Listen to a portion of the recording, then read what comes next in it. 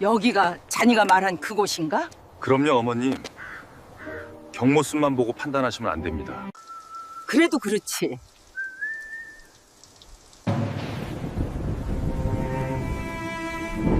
저는 박선자예요. 올해 일흔을 앞두고 있죠.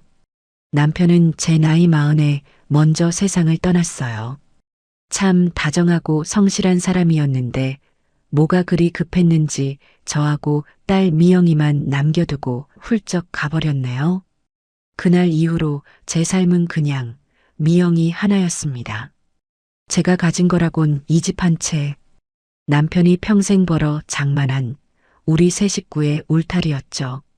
남편이 가고 나서는 저와 미영이 두 모녀의 성이 되었고요.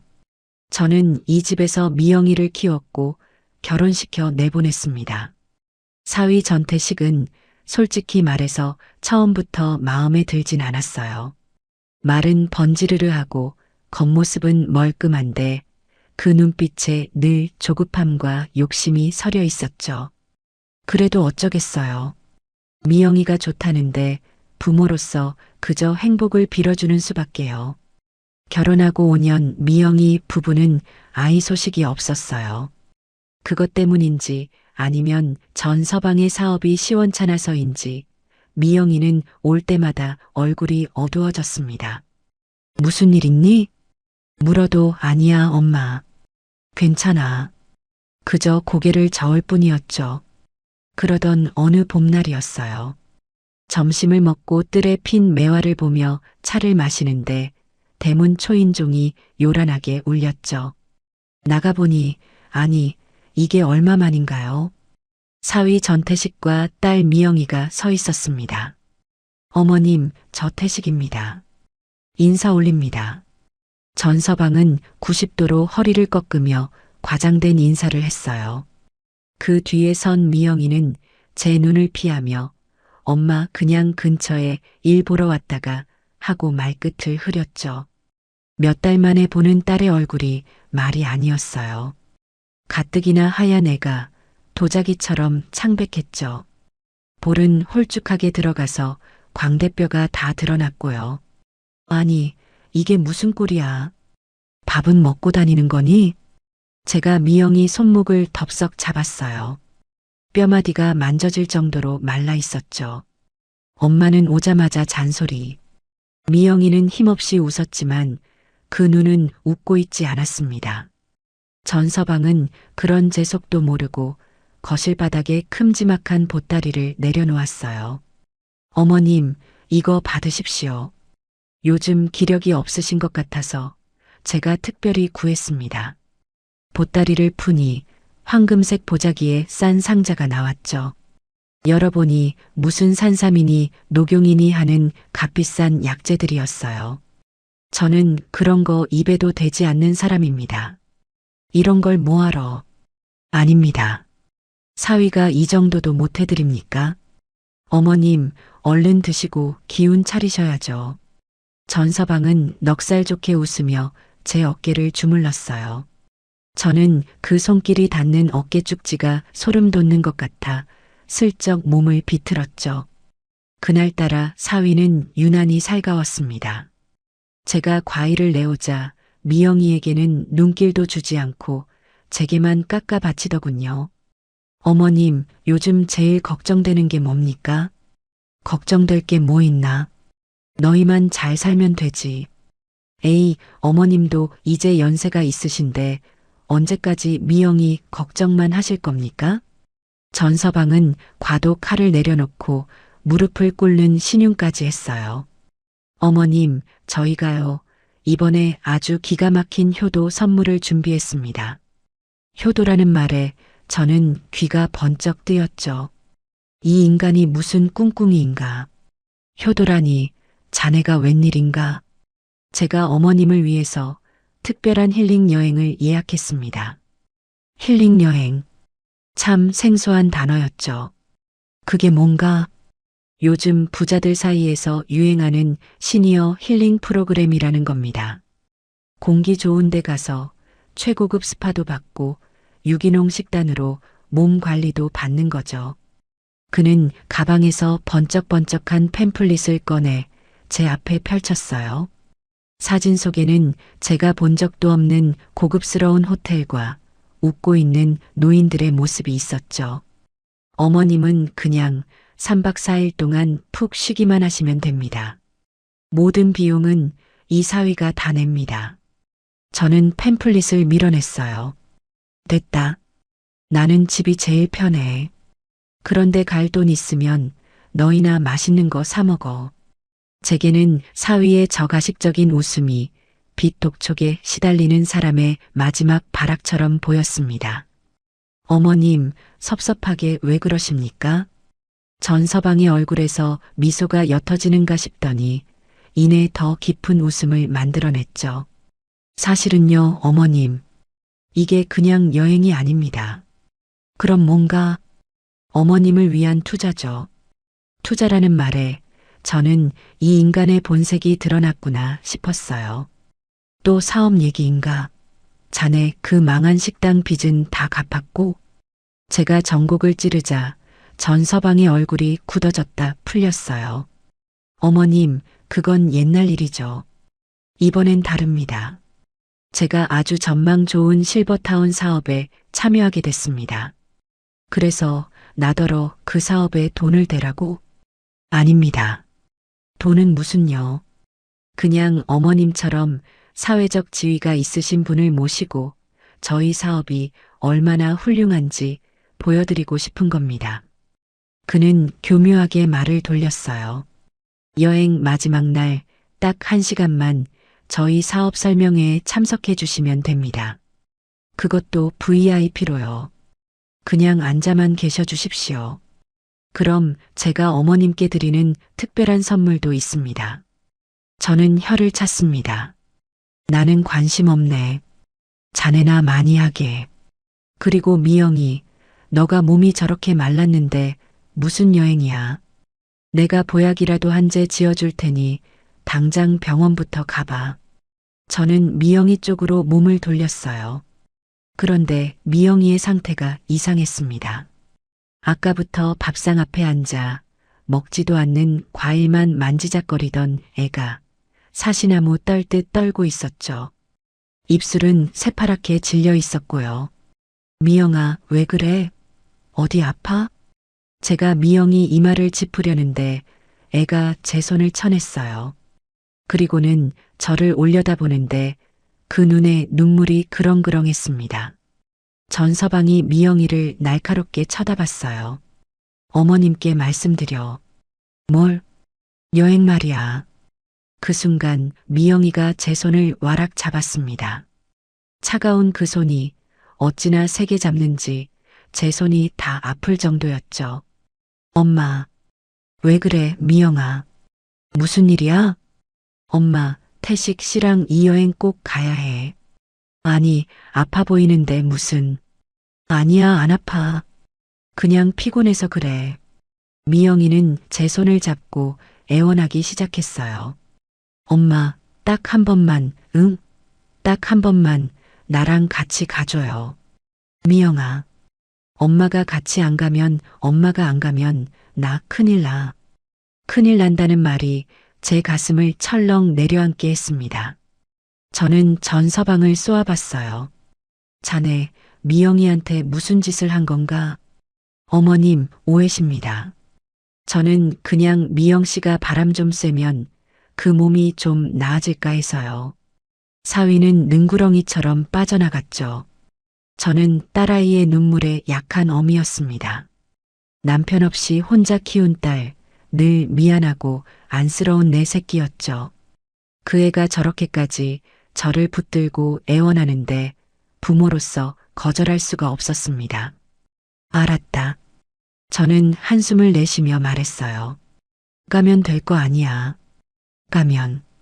제 대답이 떨어지자마자 전서방의 얼굴이 환해졌습니다. 역시 어머님, 현명하신 판단입니다. 미영이는 그제야 제 손을 놓고 고개를 푹 숙였습니다. 그게 안도의 한숨인지 아니면 또 다른 절망의 시작인지 그때의 저는 알 수 없었죠. 그럼 어머님, 내일 아침 9시에 모시러 오겠습니다. 짐은 단출하게 챙기십시오. 거기 다 있습니다. 사위는 마치 큰 계약이라도 따낸 사람처럼 의기양양하게 일어섰습니다. 미영이는 저와 눈도 마주치지 못한 채 남편의 뒤를 따라 나갔죠. 두 사람이 가고 난 뒤 집안에는 무거운 침묵과 함께 그들이 가져온 비싼 약재 냄새만 가득했습니다. 저는 그 상자를 열어보지도 않고 창고 구석에 처박아 버렸죠. 그리고 짐을 싸기 시작했어요. 3박 4일이라지만 마음이 참 무거웠습니다. 이건 효도 여행이 아니라는 것을 저는 이미 알고 있었는지도 모릅니다. 저는 그저 제 딸 미영이의 그늘진 얼굴과 큰일 난다는 절박한 목소리가 무슨 뜻인지 그것을 알아내기 위해 길을 나서는 것이었습니다. 그 길이 제 집을 통째로 삼키려는 함정의 입구인 줄도 모르고요. 그렇게 제 피눈물 나는 여정의 첫날이 시작되고 있었습니다. 다음 날 아침 9시 정각이 되자 전서방의 차가 대문 앞에 섰습니다. 저는 간밤에 잠을 설쳤어요. 무슨 놈의 힐링이 이리도 사람 마음을 불편하게 하는지 밤새 뒤척였죠. 딸 미영이는 조수석에 앉아 있었는데 어제보다 더 창백한 얼굴로 창밖만 보고 있었어요. 제가 차에 오르자 억지로 입꼬리를 당겨 웃더군요. 엄마, 잘 잤어? 그 목소리가 꼭 종잇장 구겨지는 소리 같았습니다. 어머님 타셨습니까? 그럼 출발합니다. 전서방은 뭐가 그리 신이 나는지 목소리에 기름이 껴 있었죠. 저는 3박 4일이라기에 단출하게 옷가지를 챙겼어요. 하지만 마음 한구석이 하도 불안해서 제 신분증과 도장 그리고 혹시 몰라 비상금 통장을 가방 깊숙이 찔러 넣었습니다. 이 인간에게 뭔가 잡힐 빌미를 주면 안 된다는 그런 동물적인 감각이었던 것 같아요. 차는 서울을 빠져나가 고속도로를 한참 달렸습니다. 전서방은 운전하는 내내 쉬지를 않았어요. 어머님, 요즘 세상이 어떻게 돌아가는지 아십니까? 돈이 돈을 버는 시대입니다. 가만히 앉아서 집값 오르기만 기다리는 건 바보들이나 하는 짓이죠. 제가 이번에 만난 분들은요, 정말 대단한 분들입니다. 어머님도 만나보시면, 아, 이래서 전서방이 자신만만했구나 하실 겁니다. 저는 눈을 감고 대꾸하지 않았어요. 저 시끄러운 소리를 듣고 있자니 머리가 지끈거렸죠. 힐링을 하러 간다면서 가는 길부터가 고역이었습니다. 미영이는 옆에서 죽은 듯이 가만히 있었어요. 미영아, 속은 괜찮니? 물어도 응, 괜찮아, 엄마. 하고는 다시 고개를 돌려버렸죠. 제 딸이지만 저 애가 지금 무슨 생각을 하는지, 무슨 공경에 처했는지 도무지 알 수가 없었습니다. 고속도로를 나온 차는 끝도 없는 국도를 달리기 시작했어요. 1시간을 가고 2시간을 가고 창밖의 풍경이 도시에서 논밭으로, 논밭에서 다시 첩첩산중으로 바뀌었죠. 여보게, 전서방. 도대체 어딜 가는 건가? 힐링센터라더니 무슨 강원도 끄트머리라도 가는 거야? 제가 참다 못해 물었어요. 하, 어머님. 원래 좋은 곳은 다 이렇게 숨어 있는 법입니다. 거의 다 왔습니다. 디지털 디톡스라고 하죠. 휴대폰도 터지지 않는 청정구역입니다. 그 말을 듣는 순간 제 손이 차가워졌어요. 가방 속 휴대폰을 꺼내보니 서비스 지역이 아님이라는 글자만 떴습니다. 불안감이 제 심장을 쿵 하고 내려치는 기분이었죠. 얼마나 더 갔을까요? 차는 비포장도로까지 마다하지 않고 산골짜기 안으로 들어갔습니다. 이윽고 다운힐링 연수원이라는 낡은 간판이 보였어요. 간판의 힐자는 페인트가 벗겨져 흉하게 보였죠. 차는 넓은 주차장에 멈춰 섰습니다. 그런데 이상했어요. 주차장에는 먼지 쌓인 트럭 한 대를 제외하고는 우리 차뿐이었습니다. 어머님 도착했습니다. 전서방이 의기양양하게 문을 열었어요. 내려서 본 연수원은 팸플릿에서 본 그 반짝이는 곳이 아니었습니다. 크기는 컸지만 80년대에나 지었을 법한 낡은 콘크리트 건물이었죠. 정원이라고 부르기도 민망한 앞들은 잡초가 무성했고요. 이건 힐링센터가 아니라 망하기 직전의 유스 호스텔 같았습니다. 전서방, 여기가 자네가 말한 그곳인가? 그럼요, 어머님. 겉모습만 보고 판단하시면 안 됩니다. 안은 완전히 리모델링 했습니다. 그때 건물 현관에서 배가 불룩 나온 남자가 어슬렁거리며 나왔어요. 아이고, 전 사장님. 드디어 오셨네요. 센터장님, 오래 기다리셨습니다. 이분이 제 장모님 박선자 여사님이십니다. 센터장이라고 불린 남자는 저를 위아래로 훑어보며 기름진 미소를 지었어요. 반갑습니다, 여사님. 뵙게 되어 영광입니다. 말씀 많이 들었습니다. 로비로 들어서자 곰팡내와 퀴퀴한 먼지 냄새가 코를 찔렀습니다. 천장은 높았지만 불을 반쯤 꺼놔서 어두컴컴했죠. 로비 소파에는 먼지가 수북이 쌓여 있었고요. 어머님, 이리로. 전서방은 태연하게 저를 이끌었어요. 저희가 어머님을 위해 이 연수원 전체를 전세냈습니다. VIP 중에 VIP시죠. 저는 코웃음을 쳤어요. 전세를 낸 게 아니라 손님이 우리밖에 없는 거겠죠. 이곳은 완벽하게 고립된 텅 빈 감옥 같았습니다. 방은 2층 끝에 있었어요. 방은 깨끗하게 치워져 있었지만 찬 기운이 감돌았죠. 오래된 장판 바닥은 냉골이었고 침대는 군대 막사에서나 쓸 법한 딱딱한 매트리스였습니다. 어머님, 푹 쉬십시오. 제가 짐 푸는 것 좀 도와드리고. 전서방이 제 가방을 받아들려 하자 제가 낚아채듯 가방을 끌어안았어요. 됐다. 내 짐은 내가 풀어. 하, 어머님. 아직도 제가 미덥지 않으십니까? 그때 전서방이 제 손에 들린 휴대폰을 봤어요. 어머님, 휴대폰 이리 주십시오. 여긴 신호가 안 잡히니 제가 사무실 유선 전화 옆에 두고 충전해 드리겠습니다. 혹시 급한 전화 오면 제가 받아서 연결해 드려야죠. 저는 망설였어요. 신호도 안 터지는데 충전은 무슨. 그래도요, 어머님. 배터리 다르면 안 되죠. 사위는 제 손에서 휴대폰을 가져갔습니다. 미영이는 그 모든 것을 그저 지켜만 보고 있었죠. 저는 제 유일한 소통 창구가 끊겼다는 것을 그때야 깨달았습니다. 저녁 식사 시간이 되었어요. 식당은 로비보다 더 컸지만 텅 비어 있었습니다.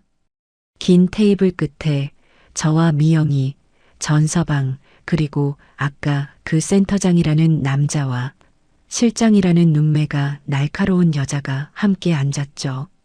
팸플릿에서 말한 유기농 뷔페는커녕 시들시들한 나물 몇 가지와 멀건 된장국이 전부였습니다.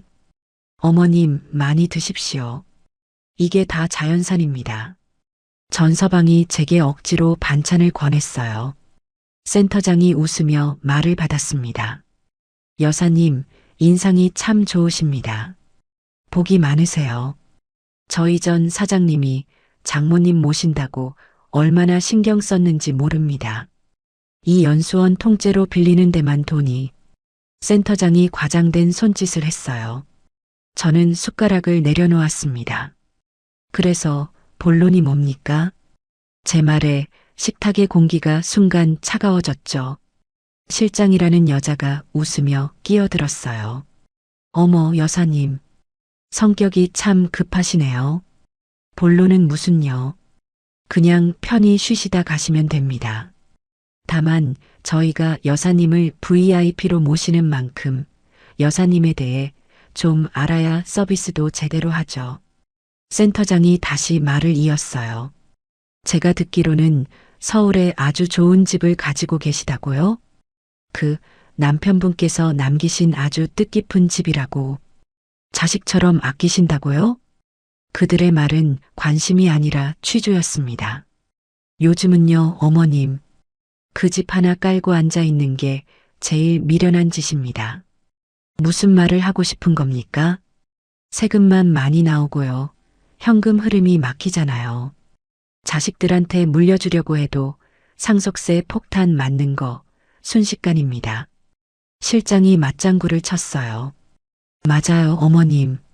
요즘은 똑똑한 분들은요, 미리미리 자산 정리를 하세요.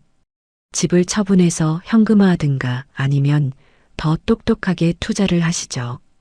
그들이 말하는 투자가 무엇인지 저는 똑똑히 알았습니다. 제 유일한 재산, 제 목숨 같은 집, 그것을 노리고 이 산골짜기까지 저를 끌고 온 겁니다. 저는 미영이를 쳐다봤어요. 미영이는 밥알만 세고 있었습니다. 숟가락을 들지도 못한 채 바들바들 떨고 있었죠. 미영아. 제가 부르자 애가 화들짝 놀라 저를 쳐다봤어요. 그 눈에 공포가 가득했습니다.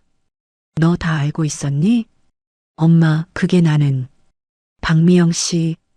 전서방이 낮은 목소리로 미영이를 불렀어요. 미영이는 입을 다물었습니다. 저는 그날 저녁 밥을 한 숟가락도 뜨지 못했습니다. 이곳은 힐링센터가 아니라 제 재산을 노리는 하이에나들의 소굴이었어요. 다음 날 아침이 밝았습니다. 밤새 저는 한숨도 자지 못했어요. 딱딱한 침대에서 뒤척이며 이 지옥 같은 곳을 어떻게 빠져나가야 하나 그것만 생각했죠. 창밖은 안개가 자욱해서 한치 앞도 보이지 않았습니다. 마치 제 처지 같았죠. 아침 9시가 되자 전서방이 어김없이 제 방문을 두드렸습니다. 어머님, 주무셨습니까? 상쾌한 아침입니다. 저는 문을 열어주었어요. 전서방은 어제와 똑같은 가식적인 미소를 짓고 있었죠. 어머님, 오늘은 특별한 날입니다. 어머님의 남은 인생을 책임질 아주 놀라운 미래를 보여드리겠습니다. 자, 이쪽으로 가시죠. 저는 아무 말 없이 그를 따랐습니다. 미영이는 보이지 않았어요. 미영이는? 미영 씨는 몸이 좀 안 좋아서 방에서 쉬고 있습니다. 어머님 설명회 끝나시면 그때 같이 뵙죠. 하고 둘러댔죠. 전서방이 저를 이끈 곳은 어제 그 식당 옆에 있는 작은 세미나실이었습니다. 안에는 빔 프로젝터와 커다란 스크린이 설치되어 있었고 센터장과 실장이 정장을 차려입고 저를 기다리고 있었어요. 방 안에는 의자가 딱 3개 놓여 있었습니다. 저를 위한 자리, 그리고 센터장과 실장을 위한 자리였죠. 전서방은 마치 무대 위의 주인공처럼 스크린 앞에 섰습니다. 자, 어머님. 어제 식사는 잘하셨는지 모르겠습니다. 저희가 준비한 건 식사가 아니라 바로 이겁니다. 전서방이 리모컨을 누르자 스크린에 화려한 영상이 튀어나왔어요. 엔조 프리미엄 실버타운 어머님, 어머님의 노후는 어떻습니까? 지금 사시는 그 낡은 집에서 혼자 외롭게 하루하루를 버티고 계시진 않습니까? 저는 기가 막혀서 말이 나오지 않았어요. 이제 그런 걱정은 끝입니다. 스크린에는 제가 평생 본 적도 없는 호화로운 아파트 내부, 골프장, 수영장, 그리고 최고급 의료시설의 사진들이 스쳐 지나갔습니다. 모두 컴퓨터 그래픽으로 만든 가짜 그림이었죠. 전서방은 마치 신들린 사람처럼 떠들어댔습니다. 저희 엔조 실버타운은 다릅니다. 국내 최고의 의료진이 24시간 상주하고 셰프가 요리하는 삼시세끼 식사가 제공되며 매일매일 다양한 여가 프로그램이 어머님을 기다립니다. 이건 그냥 집이 아닙니다. 이건 성입니다. 어머님 같은 VIP를 위한 완벽한 노후의 성이죠. 센터장이 옆에서 거들었어요. 박선자 여사님, 요즘 자식들한테 노후 맡기는 시대는 끝났습니다. 자식들도 먹고 살기 힘들어요. 스스로 준비하셔야죠. 실장이 고개를 끄덕였습니다. 맞습니다. 저희가 지금 이 황금 같은 기회를 아무에게나 드리는 게 아닙니다. 오직 전 사장님 장모님이시기에 특별히 드리는 겁니다. 저는 팔짱을 끼고 그들의 연극을 지켜봤어요. 한참을 떠들던 전서방이 드디어 본론을 꺼냈습니다. 어머님, 제가 어머님을 위해 이 로열층의 한 자리를 확보해 두었습니다. 다만 아시다시피 이런 최고급 시설은 입주 비용이 만만치 않습니다. 그래서 어쩌라고. 제가 입을 열자 세 사람의 시선이 제게 집중됐죠. 전서방은 기다렸다는 듯이 제게 바짝 다가왔습니다. 어머님, 그 집. 어차피 어머님 돌아가시면 미영이한테 갈 거 아닙니까? 아닙니다, 어머님. 미영이한테 가기 전에 세금으로 반이 날아갑니다. 그게 요즘 법입니다. 그러니 지금 저한테 주십시오. 뭐라고? 어머님이 그 집을 저한테, 아니, 저희 엔조 실버타운에 투자하십시오. 그럼 어머님은 돌아가실 때까지 이 모든 것을 누리시고 나중에는 이 실버타운 지분이 미영이에게 고스란히 상속됩니다. 원금의 3배, 아니 5배는 보장합니다.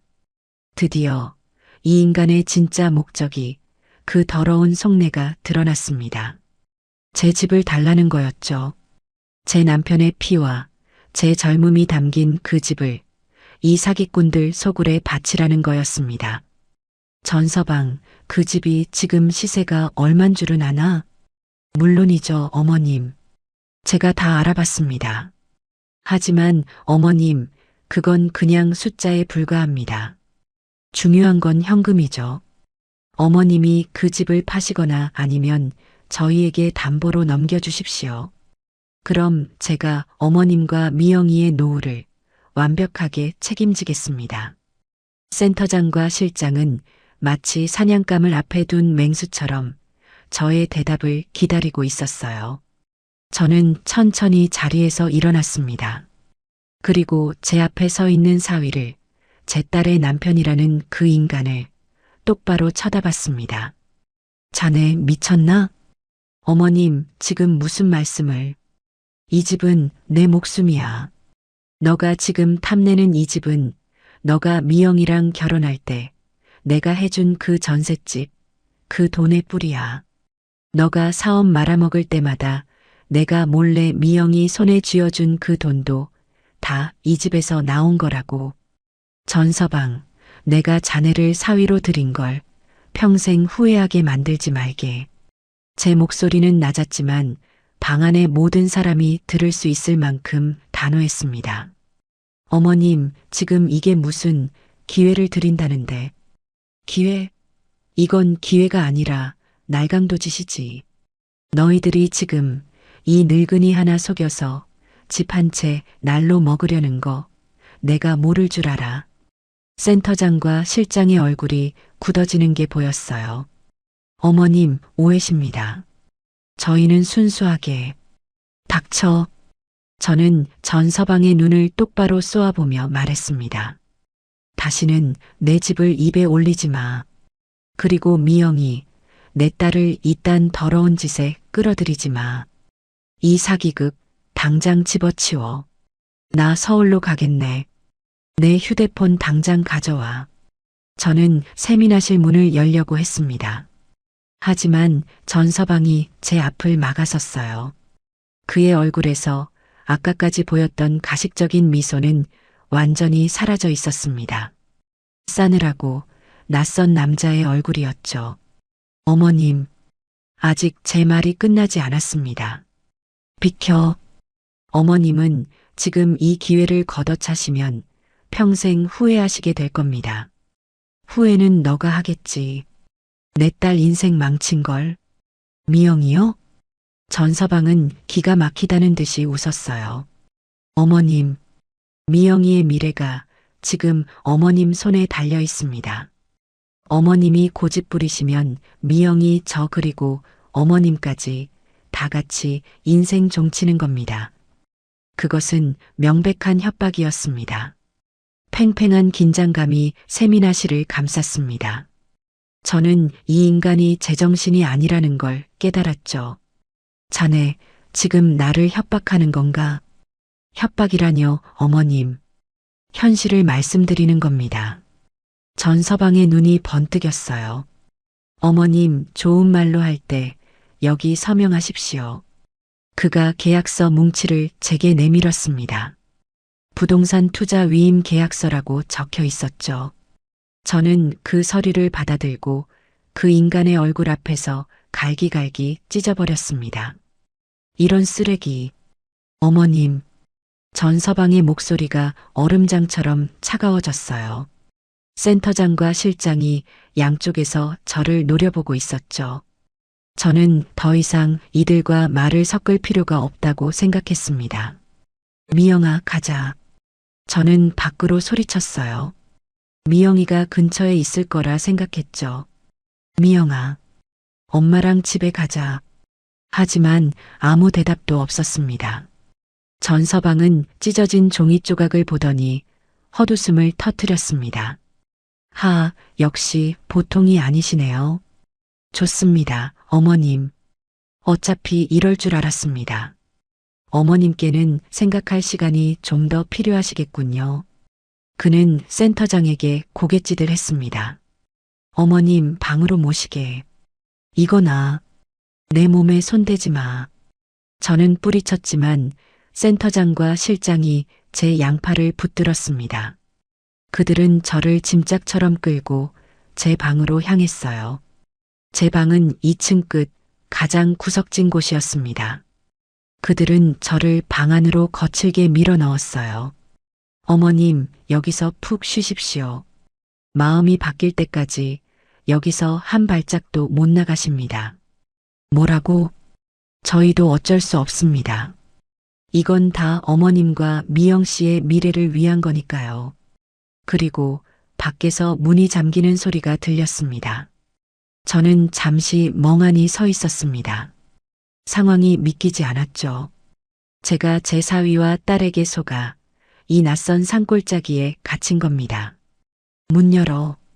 이놈들아, 문 열어. 저는 문을 두드리고 소리쳤습니다. 당장 이 문 열지 못해. 하지만 밖에서는 아무 소리도 들리지 않았습니다. 제가 힘껏 문고리를 돌려봤지만 굳게 잠긴 문은 꿈쩍도 하지 않았죠.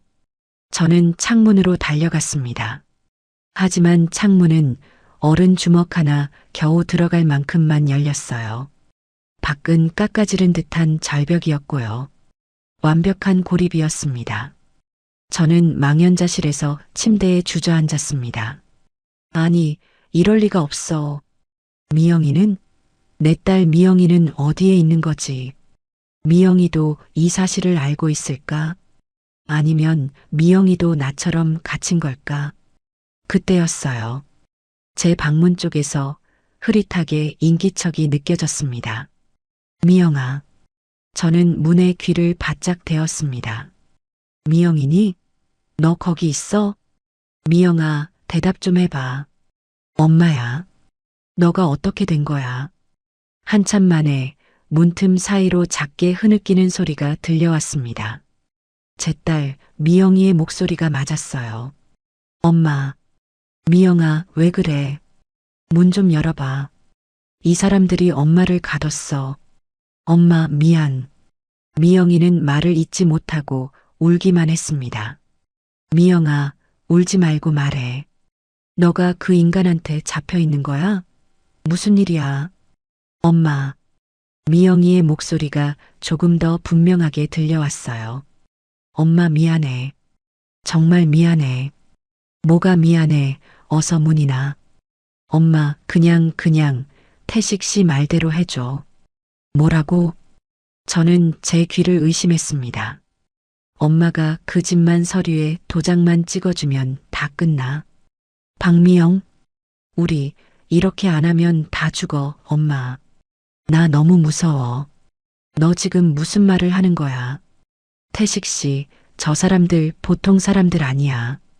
엄마가 고집 부리면 엄마도 나도 어떻게 될지 몰라. 그래서 제 목소리가 얼어붙었습니다. 너희가 짜고 날 여기다 가둔 거야? 내 집을 뺏으려고? 엄마, 그게 아니라. 아니긴 뭐가 아니야. 저는 소리를 질렀습니다. 그 순간 밖에서 전서방의 목소리가 들렸습니다. 박미영 씨, 어머님이랑 이야기 다 끝났어? 아, 태식 씨. 방으로 들어가. 어머님은 생각이 정리될 때까지 저기서 쉬셔야 해. 하지만 들어가. 문 밖에서 실랑이를 벌이는 소리가 들리더니 이내 미영이의 울음소리가 멀어졌습니다. 저는 그 자리에 무너져 내렸습니다. 휴대폰도 빼앗겼죠. 방문은 잠겼죠. 유일한 희망이었던 내 목숨보다 귀한 내 딸이 저 악마 같은 사위와 한패였습니다. 저를 이곳에 가두고 제 재산을 빼앗기 위해 제 딸이 공모한 겁니다. 이 사실을 깨닫는 순간 눈앞이 하얘졌습니다. 남편이 죽고 혼자 미영이를 키우면서 제가 얼마나 모질게 살았는지 하늘은 알 겁니다. 남들한테 아쉬운 소리 안 하려고 억척같이 돈을 모았고 내 딸 기죽지 않게 하려고 남부럽지 않게 가르쳤습니다.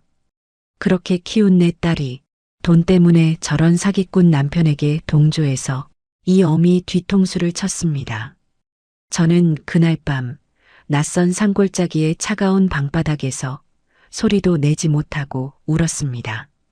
눈물이 뺨을 타고 흘러 입술로 들어갔습니다. 너무 짜고 너무 썼습니다. 이건 그냥 눈물이 아니었어요. 제 심장이 찢어지며 흘리는 피눈물이었습니다. 배신감에 몸이 떨렸습니다. 하지만 그 배신감보다 더 큰 것은 왜라는 물음이었어요. 미영이가 어쩌다가 저 지경까지 갔을까? 아무리 돈이 좋아도 아무리 남편이 무서워도 어미를 이렇게까지. 아니, 이건 아니야. 저는 눈물을 닦았습니다. 미영이는 그럴 애가 아닙니다. 심약하지만 뿌리는 착한 아이였어요. 분명 내가 모르는 무슨 거대한 약점이 잡힌 게 틀림없습니다. 미영이가 아까 그랬죠. 우리 이렇게 안 하면 다 죽어. 나 너무 무서워. 그렇습니다. 저는 울 때가 아니었어요. 저를 가둔 이 인간들의 정체를 밝혀내고 내 딸을 저 악마의 소굴에서 구해내야 했습니다. 설령 그 과정에서 제 모든 것을 잃는다고 해도요. 저는 그 차가운 방바닥에서 제 남은 인생을 건 자비 없는 반격을 다짐했습니다. 그들은 약하고 늙은 할머니를 건드린 게 아니었어요. 자식을 구하려는 어미의 목숨을 건 싸움을 시작한 겁니다. 방은 지독하게 추웠어요. 낡은 창문 틈으로 들어오는 바람이 제 뼈마디를 시리게 했죠. 저는 일어나서 방 안을 샅샅이 뒤지기 시작했습니다. 뭐라도 단서가 될 만한 것, 탈출할 수 있는 방법. 창문은 어제 확인했듯 틈이 좁아 어른은커녕 아이도 빠져나갈 수 없었어요. 문은 강철로 만들었는지 제가 가진 어떤 것으로도 열 수 없을 만큼 굳게 닫혀 있었고요. 저는 방바닥에 엎드렸습니다. 이 방의 구조를 파악해야 했어요. 그때 침대 밑 구석에서 희미하게 바람이 새어나오는 곳을 발견했습니다. 먼지를 불어내보니 지금은 쓰지 않는 낡은 환풍구 덮개가 있었어요. 녹이 슬어 삐걱거렸지만 나사 몇 개는 이미 풀려 덜렁거렸죠. 저는 손톱이 부러져라 덮개를 비틀었습니다. 끼기깃 불쾌한 쇠소리와 함께 덮개가 겨우 떨어져 나갔어요. 그 안은 캄캄한 어둠이었지만 놀랍게도 아래층인지 옆방인지 모를 곳의 소리가 그 파이프를 타고 울려서 들려왔습니다. 마치 그들이 제게 일부러 들으라고 만든 장치처럼 말이죠. 저는 차가운 쇠파이프에 귀를 바싹 대었습니다. 처음에는 웅웅거리는 소리만 들렸어요. 그러다 익숙한 목소리가 들려왔습니다. 전서방이었죠. 그래서 아직도 버티고 있다 이겁니까? 센터장이었어요. 목소리가 꽤 격앙되어 있었죠. 센터장님 진정하십시오. 제 장모님 보통 분 아닙니다. 하지만 시간 문제입니다. 시간? 전 사장 너가 지금 우리 시간을 갉아먹고 있어. 너가 노름으로 날린 돈이 얼만지 잊었어? 그거 다 내 돈이고 저기 박 실장 돈이야. 노름이라니요. 저는 숨을 죽였습니다. 사업이 망한 게 아니었어요. 노름이었죠. 센터장님 그러니까 제가 이 한 방으로 다 갚겠다고 하지 않습니까? 한 방? 그 집 한 채? 그걸로 우리 이자나 감당이 되겠어? 박 실장이라는 여자의 날카로운 목소리가 끼어들었습니다. 전 사장 너가 우리한테 빌려간 돈, 그거 다 그쪽 마누라 병원비로 쓴다고 가져간 거 아니었어? 병원비라니요. 미영이 병원비? 저는 심장이 멎는 것 같았습니다. 아, 그건 물론 미영 씨 병원비도 맞습니다. 웃기지 마. 우리가 다 알아봤어. 너가 그 돈으로 힐링센터 사업한다고 뻥치고 뒤로는 전부 딴 데로 돌린 거 모를 줄 알아? 센터장님, 전서방의 목소리가 낮아졌어요. 어차피 우리는 한 배를 탔습니다. 장모님 집만 해결되면 센터장님, 원금 박 실장님 이자 다 갚고도 남습니다. 그걸 어떻게 믿어? 그 노인네가 저렇게 버티는데. 하. 전서방이 정말 기분 나쁜 소리로 웃었습니다. 걱정 마십시오. 제게는 확실한 카드가 있습니다. 카드? 무슨 카드? 제 와이프? 박미영 씨. 센터장이 되물었어요. 그 아파 보이는 마누라? 그 마누라가 왜? 센터장님은 모르셨죠. 제 와이프 신장 망가졌습니다. 뭐? 신부전 말기. 투석 없이는 일주일도 못 버팁니다. 이식밖에는 답이 없어요. 저는 제 귀를 막고 싶었습니다. 아니야, 그럴 리가 없어. 병원비요? 센터장님이 상상하는 그 이상입니다. 투석 비용 약값 입원비. 밑 빠진 독에 물 붓기죠. 그런데 우리 장모님이 그걸 모르십니다. 제가 꽁꽁 숨겼거든요. 너 정말. 박 실장의 목소리마저 경악으로 물든 것 같았어요. 왜요? 이게 뭐 어때서? 박미영 씨한테는 제가 유일한 희망입니다. 제가 없으면 당장 병원비도 투석도 못 받아요. 그러니 저한테 매달릴 수밖에 없죠. 장모님도 마찬가지입니다. 그 고집불통 노인네 딱 하나 약점이 있어요. 바로 박미영. 지금은 저렇게 버텨도 자기 딸이 죽어간다는 걸 알면 어떻게 될까요? 집이 뭡니까? 자기 목숨이라도 내놓겠죠. 그러니 걱정 마십시오. 오늘 밤 저 방에서 자고 나면 내일 아침에는 생각이 바뀔 겁니다. 내 딸 좀 살려주게 전서방하고 제 바짓가랑이라도 붙잡겠죠. 저는 그 환풍구에서 귀를 뗐습니다. 더 이상 들을 필요가 없었어요. 온몸이 뼈마디 하나하나가 얼음물에 담긴 것처럼 떨려왔습니다. 내 딸 미영이가 그렇게 아팠던 겁니다. 신장이 망가져 투석 없이는 살 수도 없었던 겁니다. 어쩐지 올 때마다 창백했던 얼굴, 뼈만 앙상하게 남았던 손목. 그게 다 병 때문이었어요. 그런데 이 어미는 그것도 모르고 밥은 먹고 다니냐는 한가한 소리나 하고 있었습니다. 그리고 저 전태식이라는 악마는 제 아내의 병을, 제 아내의 목숨을 담보로 잡고 있었습니다. 미영이를 협박해서 이 어미의 재산을 가로채려 한 겁니다. 미영이가 문 밖에서 울며 우리가 다 죽는다고 했던 말. 그게 빈말이 아니었습니다. 전서방이 병원비를 끊으면 미영이는 정말 눈물이 쏟아졌습니다. 가슴을 쳐야 하는데 소리가 날까봐 치지도 못하고 그저 제 가슴팍을 손톱으로 긁어내렸습니다. 피눈물이라는 게 이런 거였군요. 심장이 갈기갈기 찢겨 그 사이로 뜨거운 피가 쏟아지는 기분이었습니다. 제가 미영이를 그렇게 만든 것 같았습니다. 저런 인간을 사위로 들인 것도 저고 저런 인간에게서 제 딸을 지켜주지 못한 것도 저였습니다. 하지만 슬픔은 사치였어요. 저는 그 차가운 바닥에서 이를 악물고 일어섰습니다. 이제 모든 게 분명해졌습니다. 전서방은 노름빚에 쪼들리는 아내의 목숨을 담보로 사기를 치는 인간 이하의 쓰레기였습니다. 센터장과 박 실장은 그 쓰레기에게 돈을 댄 공범자들이었고요. 그리고 제 딸 미영이는 그들에게 인질로 잡힌 가장 큰 피해자였습니다. 저는 반드시 여기서 나가야 했습니다. 나가서 저 악마들을 벌주고 내 딸을 살려야 했습니다. 이제 제게 남은 선택지는 하나뿐이었죠. 저들이 고집불통 노인네가 생각이 바뀌었다고 그렇게 믿게 만들어야 했습니다. 저는 제 얼굴을 만졌습니다. 차가운 눈물 자국 위로 저는 이 세상에서 가장 절박하고 가장 멍청하며 가장 모든 것을 포기한 어미의 얼굴을 만들어내기 시작했습니다. 내일 아침 저들이 문을 열었을 때 그들이 원하는 무너진 장모의 모습을 저는 완벽하게 연기해야 했습니다. 밤은 지옥처럼 길었습니다. 저는 뜬 눈으로 밤을 새웠어요.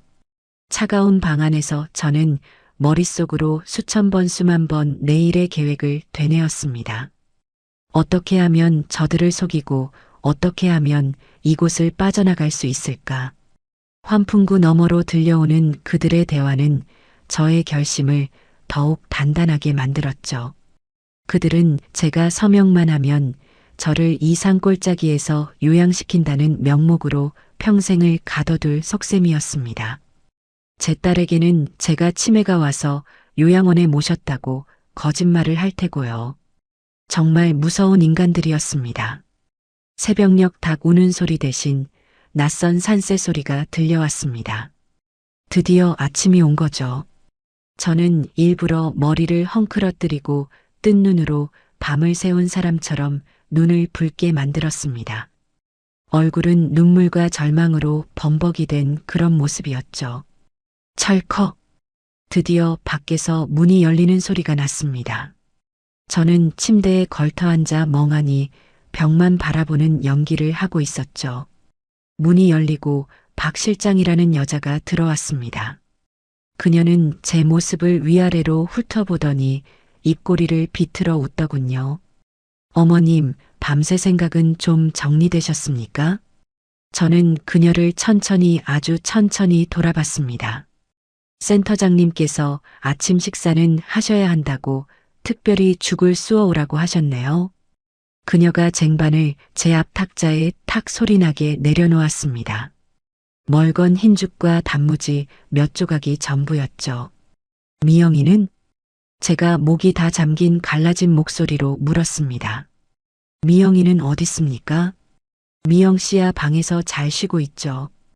어머님만 결심하시면 금방 만나게 해드릴 겁니다. 저는 떨리는 손으로 숟가락을 들었습니다. 죽을 한 숟가락 입에 넣는 척하다가 숟가락을 떨어뜨렸어요. 쨍그랑. 어머님. 왜 이러세요? 손에 힘이 없으신가? 박 실장이 조롱하듯 말했습니다. 저는 그 자리에서 무너지는 연기를 시작했습니다. 내가 졌네. 네, 내가 졌어. 그 인간한테 졌다고. 저는 늙고 병든 모든 것을 포기한 노인처럼 탁자에 이마를 대고 흐느끼기 시작했어요. 내 딸 좀 살려주게. 미영이 그렇게 아픈 줄도 모르고 이 어미가 박 실장의 눈이 순간 반짝이는 것을 저는 놓치지 않았습니다. 어머님, 그게 무슨? 서류 가져와. 계약서인가 뭔가 그거 가져와. 도장 찍을 테니까. 대신 그 전에 내 딸 얼굴 한 번만 보게 해주게. 미영이가 정말 살아있는지 내 눈으로 봐야겠어. 박 실장은 제 말을 듣고 잠시 저를 의심스럽게 쳐다봤어요. 그러더니 알겠다는 듯 고개를 끄덕이고는 급히 방을 나갔습니다. 센터장님, 전 사장. 어머님이 마음 바꾸셨어요? 밖에서 그녀의 흥분한 목소리가 들려왔습니다. 잠시 후 전서방과 센터장이 한껏 상기된 얼굴로 제 방에 닥쳤습니다. 어머님, 드디어 현명한 생각을 하셨습니다. 전서방이 제 어깨를 잡으며 말했죠. 저는 그 더러운 손을 뿌리칠 힘도 없다는 듯 가만히 있었습니다. 미영이는? 걱정 마십시오. 미영 씨 지금 병원에서 투석 받고 있습니다. 아주 편안하게요. 어머님이 오늘 이 서류에 도장만 찍으시면 당장 미영 씨 최고급 병실로 옮기고 최고의 의사 붙여줄 겁니다. 그가 어제 제가 찢어버린 것과 똑같은 서류 뭉치를 제 앞에 펼쳤습니다. 부동산 매매 계약서, 인감 증명 위임장, 제 모든 것을 넘기는 서류들이었죠. 저는 그 서류들을 멍하니 바라봤습니다. 도장은 내 가방 안에 있네. 하, 어머님 역시. 하지만 못 찍겠어. 네. 어머님 지금 와서 무슨. 전서방의 얼굴이 다시 굳어졌습니다. 이런 중요한 일을 이런 곰팡내 나는 방에서 하고 싶지 않네. 그럼 어딜? 공기 좀 쐬고 싶네. 어제 자네가 말했지. 여기가 공기가 좋다고. 저기 밖에서 맑은 공기 쐬면서 마지막으로 내 집 생각 좀 하다가 찍을게. 그 정도도 못 해주나? 저는 넋이 나간 사람처럼 창밖을 가리키며 말했습니다. 전서방과 센터장은 서로 눈빛을 교환했습니다. 다 된 밥이라고 생각했는지 센터장이 고개를 끄덕였죠. 좋습니다, 여사님. 그렇게 하시죠. 저희가 특별히 정원 산책을 허락해 드리겠습니다. 그들은 저를 데리고 밖으로 나왔습니다. 어제 그 잡초 무성한 앞들이었죠. 박 실장은 제 팔짱을 끼는 척하며 저를 감시했습니다. 그녀의 손에는 제 가방이 들려 있었어요. 도장을 찍어야 하니까요. 전서방은 계약서를 들고 벤치에 앉아 저를 기다렸고요. 어머님, 천천히 생각 정리하십시오. 저는 늙은이의 느린 걸음으로 뜰을 천천히 돌기 시작했습니다. 한 걸음 한 걸음 뗄 때마다 심장이 터질 것 같았죠. 이 연수원은 산 중턱에 덩그러니 있었습니다. 정문으로 나가는 길은 그들의 차가 막고 있었고 경비실 같은 곳에 사람이 있었어요. 제가 눈여겨본 곳은 뜰 한쪽 구석에 있는 작은 오솔길이었습니다. 어제 차를 타고 들어올 때 얼핏 보았던 등산로 입구라는 낡은 팻말이 있던 곳이었죠. 저는 벤치에서 가장 먼 그 오솔길 쪽으로 천천히 걸어갔습니다. 어머님, 그쪽은 길이 험합니다. 이쪽으로. 박 실장이 저를 제지하려 했어요. 저는 그 순간 제 인생의 마지막 힘을 다했습니다. 배가. 저는 갑자기 배를 움켜쥐고 그 자리에 주저앉는 척했습니다. 어머님, 왜 그러십니까? 아이고, 배야, 배가. 화장실 아니 저기 풀 좀. 저는 가장 추하고 가장 급한 늙은이의 연기를 했습니다. 박 실장은 인상을 쓰며 제게서 한 걸음 물러났습니다. 아, 정말 어머님 여기서 이러시면. 저기 숲에 가서 금방. 저는 그녀가 방심한 틈을 타 비틀거리며 그 오솔길 입구의 덤불 속으로 몸을 숨겼습니다. 그녀는 제가 덤불로 쓰러지는 줄 알고 저를 부축하려다 중심을 잃었죠. 바로 그 틈에 저는 박 실장의 손에 들려있던 제 가방을 낚아챘습니다. 어머님 어딜? 박 실장이 저를 잡으려 소리쳤습니다. 저는 제 가방을 움켜쥐고 산으로 뛰었습니다. 저 할머니 잡아. 뒤에서 전서방의 고함 소리가 들려왔습니다. 놓치면 다 죽어. 그들의 다급한 발소리가 제 뒤를 쫓아왔습니다. 저는 등산로인지 짐승이 다니는 길인지 모를 그 험한 산길을 미친 듯이 달렸습니다. 나뭇가지에 얼굴이 긁히고 돌부리에 걸려 넘어졌습니다. 무릎이 깨져 피가 났어요. 하지만 아픈 줄도 몰랐습니다. 미영아 미영아 속으로 제 딸 이름만 부르며 달렸습니다. 얼마나 달렸을까요? 뒤에서 들려오던 소리가 점점 멀어지는 것 같았습니다. 그들은 저처럼 이렇게 험한 산을 탈 준비가 되어 있지 않았겠죠. 저는 숨이 턱까지 차올랐지만 멈추지 않았습니다. 1시간을 2시간을 산길을 헤맸습니다. 드디어 산 아래쪽에서 차들이 다니는 소리가 들려왔습니다. 저는 거의 기다시피 산을 내려왔습니다. 국도변이었어요. 흙투성이에 피까지 흘리는 제 모습을 지나가던 차들이 이상하게 쳐다봤죠. 저는 버스 정류장을 발견했습니다. 그리고 제 가방 깊숙이 숨겨두었던 제 신분증과 도장 비상금 통장을 확인했습니다. 다행히 전부 그대로 있었어요. 저는 정류장에서 시내로 들어가는 아무 버스나 잡아탔습니다. 사람들이 저를 힐끗거렸지만 저는 아무렇지 않은 척 가방을 끌어안고 있었죠. 박선자 정신 차려. 이제 시작이야. 버스가 시내에 도착하자마자 저는 택시를 잡았습니다. 서울로 갑시다. 가장 비싼 법률 사무소 앞으로.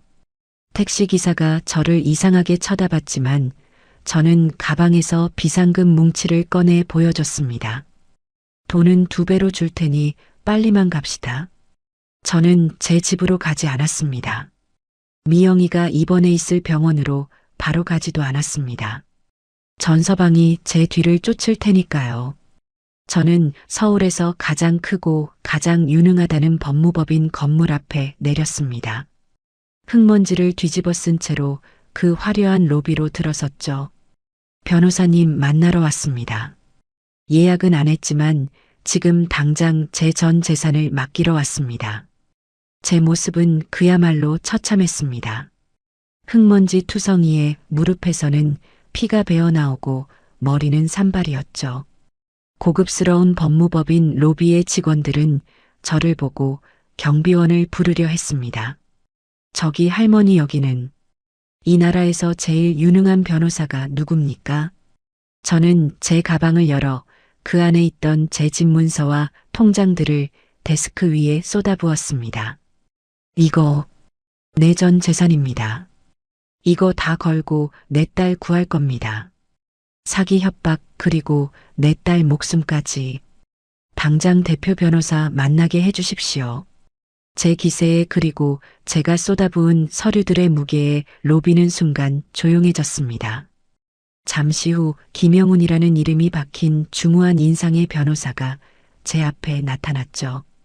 박선자 여사님 되십니까? 일단 안으로 드시죠. 저는 그 변호사의 사무실에서 지난 3박 4일간 겪었던 그 지옥 같은 일들을 하나도 빠짐없이 쏟아냈습니다. 그 힐링센터의 이름 위치 센터장과 박 실장의 인상착에 그리고 전서방이 제 딸의 병을 이용해 저를 협박했다는 사실까지. 미영이 내 딸이 신부전 말기랍니다. 전서방 그 인간이 그걸로 내 딸을. 말을 하면서 또다시 눈물이 쏟아지려 했지만 저는 입술을 깨물어 참았습니다. 김영훈 변호사는 제 말을 묵묵히 아주 심각한 표정으로 듣고 있었습니다. 그는 제가 가져온 서류들을 빠르게 검토했죠.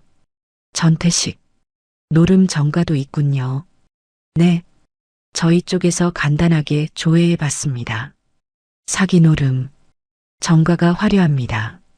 여사님, 그리고 그 힐링센터라는 곳, 이미 유사사기 행위로 몇 번 신고가 들어갔던 유령 회사입니다. 저는 제 다리가 후들거리는 것을 느꼈습니다. 그런 줄도 모르고 제가 제 딸을 그런 놈에게. 여사님, 지금 여사님께는 시간이 없습니다. 김 변호사가 단호하게 말했습니다. 전태식 씨가 여사님이 도망쳤다는 걸 알았으니 지금쯤 미영 씨를 데리고 다른 곳으로 옮겼을 수도 있습니다. 아, 안 됩니다. 미영이는 투석투석 받아야 합니다. 맞습니다. 그래서 지금 당장 병원부터 찾아야 합니다. 그리고 여사님의 재산을 완벽하게 그놈의 손에서 지켜내야 합니다. 어떻게 하면 됩니까? 변호사님, 일단 이 모든 재산을 미영 씨를 위한 신탁으로 묶어야 합니다. 신탁이요? 네, 여사님의 전 재산을 박미영 의료지원 신탁이라는 이름의 특별 계좌로 전부 옮기는 겁니다. 김 변호사는 종이에 무언가를 빠르게 그려가며 설명했습니다. 이 신탁의 조건은 딱 하나입니다. 오직 박미영 씨의 병원비 수술비 그리고 간병비로만 지출이 가능하다. 이 돈은 여사님도 저도 함부로 뺄 수 없습니다.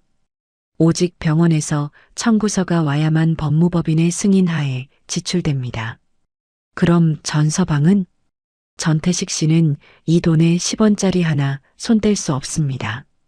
그가 법정 남편이라 해도 소용없습니다. 이 돈의 주인은 신탁이니까요. 저는 김 변호사의 손을 잡았습니다. 그렇게 해주십시오. 내 집 내 모든 거 다 팔아도 좋습니다. 내 딸만 살릴 수 있다면 그렇게 해주십시오. 알겠습니다. 지금 당장 절차에 들어가죠. 김 변호사는 비상사태를 선포하듯 직원들에게 지시를 내렸습니다.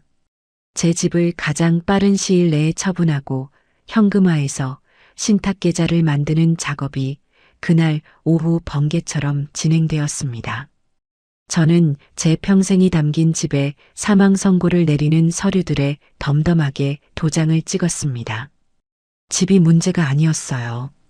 동시에 김 변호사 팀은 미영이가 입원해 있을 만한 병원을 샅샅이 뒤졌습니다. 그리고 몇 시간 만에 찾아냈습니다. 서울 외곽의 한 대학병원 VIP 병실.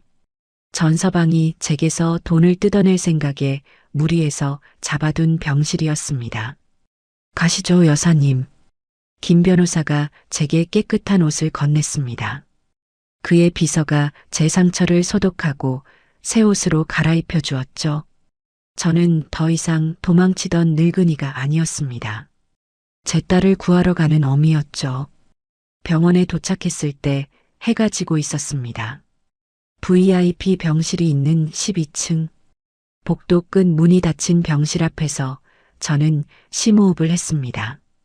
김 변호사가 고개를 끄덕였습니다. 제가 문을 열고 들어섰습니다. 병실은 낯설 만큼 넓고 조용했습니다.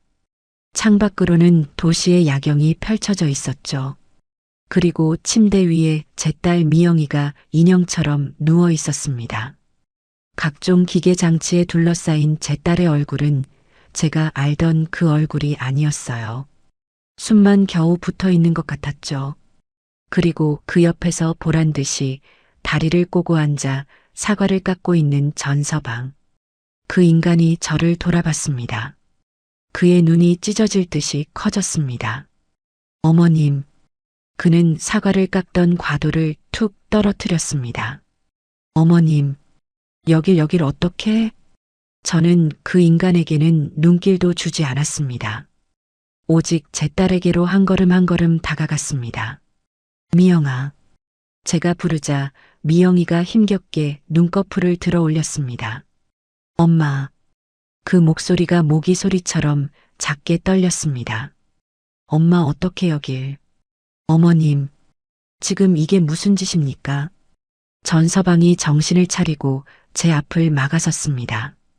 그의 얼굴은 분노와 당혹감으로 붉게 물들어 있었죠. 어떻게 그 산골에서 아니 지금 저랑 장난하십니까? 비켜. 저는 제 평생 내본 적 없는 차가운 목소리로 말했습니다. 내 딸 앞에서 비켜.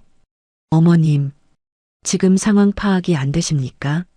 미영 씨 지금 당장 투석 받아야 합니다. 제가 이 병원비 다 내고 있습니다.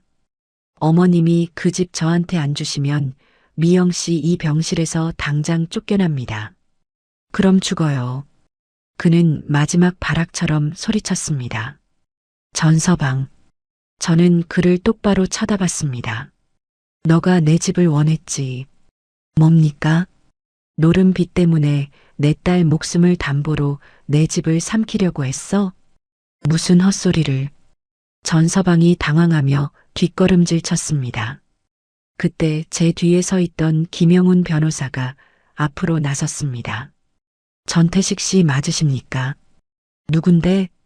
저는 박선자 여사님의 법률 대리인이자 박미영 의료지원 신탁의 집행관리인 김영훈 변호사입니다. 뭐? 신탁? 전서방의 얼굴이 하얗게 질리기 시작했습니다. 김 변호사는 가방에서 서류 뭉치를 꺼내 그에게 던지듯 내밀었습니다. 오늘부로 박선자 여사님의 모든 재산은 처분 완료되었습니다. 뭐라고? 여사님의 집 토지 모든 예금 전부 이 박미영 의료지원 신탁으로 귀속되었습니다. 총액 30억 원입니다. 전서방의 눈이 탐욕으로 다시 번뜩였습니다. 30억? 그리고 그 돈은 전태식 씨가 단 1원도 손댈 수 없습니다. 뭐라고?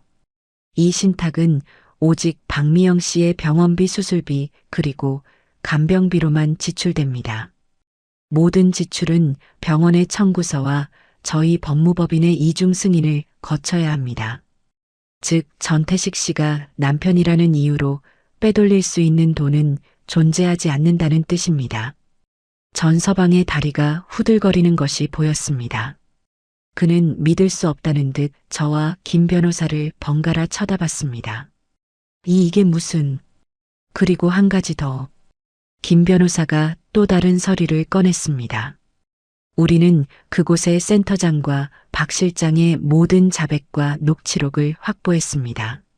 저는 조용히 입을 열었습니다. 전서방, 너가 내 돈을 보고 미영이를 이용했지. 이젠 내 돈이 미영이를 살릴 거야. 너가 손댈 수 있는 돈은 없어. 저는 침대에 누워있는 미영이의 손을 잡았습니다. 차가웠습니다. 미영아, 이혼해. 엄마, 저런 악마 같은 놈하고 더 이상 엮일 필요 없어. 이 어미가 다 막아줄게. 안 돼. 전서방이 무릎이라도 꿇을 기세로 소리쳤습니다. 이혼은 절대 안 돼. 내가 미영이 보호자야. 저는 그를 경멸에 찬 눈으로 바라봤습니다. 변호사님, 네 여사님, 저 인간 당장 여기서 끌어내 주십시오. 김 변호사는 병실 인터폰을 들었습니다. 보안팀 불러주십시오. 지금 의료진과 환자 보호자 외의 외부인이 난동을 부리고 있습니다. 이 늙은이가, 너가 감히... 전서방이 제게 손을 올리려던 그 순간이었습니다. 김 변호사와 함께 온 덩치 큰 남자들이 그의 양팔을 붙잡았습니다. 이거나, 전태식 씨, 지금부터 접근 금지 가처분 신청 들어갑니다. 한 번만 더 박선자 여사님이나 박미영 씨에게 접근하면 놓으라고. 전서방은 짐승처럼 발악했습니다. 하지만 그는 속수무책으로 병실 밖으로 끌려나갔습니다. 쾅! 병실 문이 닫혔습니다. 지옥 같던 소음이 사라졌습니다. 병실 안에는 저와 제 딸 미영이 그리고 기계의 규칙적인 신호음만 남았습니다. 저는 그제야 참았던 숨을 내쉬었습니다. 그리고 제 딸의 차가운 손을 두 손으로 감싸 쥐었습니다. 미영아 괜찮아. 다 끝났어. 미영이의 눈에서 뜨거운 눈물이 뺨을 타고 흘러내렸습니다. 제 자비 없는 복수의 첫 번째 막이 내리고 있었습니다. 전서방이 짐승처럼 끌려나가고 쾅 하고 병실 문이 닫혔습니다. 저는 한동안 그 문을 멍하니 바라봤습니다. 지옥 같던 소음이 사라진 병실은 갑자기 너무나도 조용해졌어요. 들리는 것이라고는 침대에 누운 미영이의 얕은 숨소리와 규칙적으로 울리는 기계 신호음뿐이었습니다. 미영아, 제가 제 딸아이의 손을 잡았습니다. 차가운 그 손이 미세하게 떨리고 있었죠. 엄마, 미영이가 저를 올려다봤습니다. 그 핏기 하나 없는 창백한 얼굴 위로 눈물이 쉴 새 없이 흘러내렸습니다. 엄마 미안해. 내가 다... 됐다.